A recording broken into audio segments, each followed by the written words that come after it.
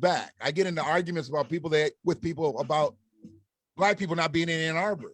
Mm-hmm. And in all truthfulness with the numbers, only 1,500 people difference from when I was born to now. So it's not so much like we've lost a ton of Black people in Ann Arbor. There were people that died off and homeownership went down, and as prices went up, we kind of got priced out of the game. Yeah. But there's a ton of people that work in Ann Arbor that are Black, and there's still people that live in Ann Arbor that are Black, but we're only down 1,500 numbers over 51 years.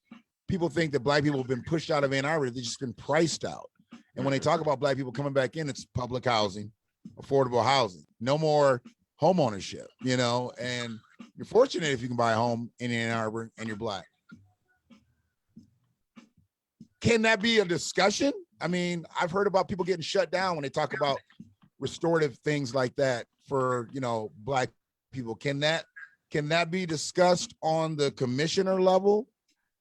Absolutely. I think it can be. I mean, I as I mentioned, housing is important because I think of it as a way that's a big asset for people. But it's the kind of issue where there needs to be partnership between the county and then, in this example, the city government, because things related to zoning and other city-specific things that the Board of Commissioners can't do anything about.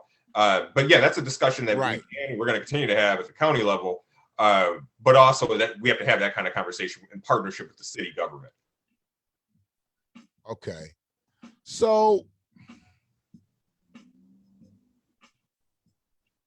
Ann Arbor and Ypsi, I mean, we're neighbors,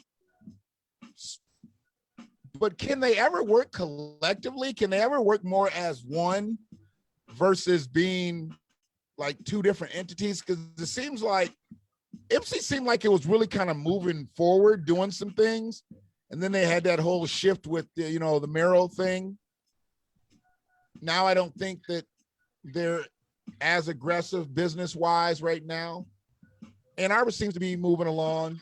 I don't particularly agree with the current mayor and his ideology, but it is what it is. The city's obviously winning. So, but can those two cities ever like really come together and be something for industry, education? Because I don't know why schools drop off so much from Ann Arbor to Ypsi.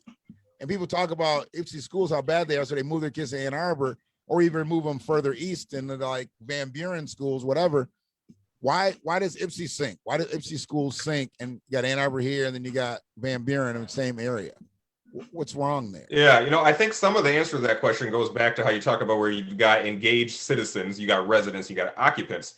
I think there are policymakers at the county level in those different cities, school boards that are interested in making our whole county, our whole community really successful. But to be able to push those ideas, I mean, you're going to come in contact with some opposition as people try to push those ideas. That's where we really need people that are engaged to come to these, come to county commission meetings, school board meetings and say, hey, we want this. That's where that power comes from, to be able to push really transformative ideas like that comes from. I do think it's possible for us to, I've been in conversations with people about what would it look like if we had a unified county school district? How would we be able to move resources around? Right. So we've got all of our school districts are strong in terms of finances. I mean, there's an appetite for that kind of thing. It's just going to require that, one, the policymakers have the courage to push it forward, but also that they're getting the support that they need really from voters, right? I mean, you talk to an elected official, they'll push things. Maybe people will push things. I'm going to push some things that maybe are going to make some people mad, but we got to be reelected to keep going. So there are some people that just won't push a thing because they're not being reelected. And that's where it's really important to have people that are engaged and pushing alongside their elected leaders.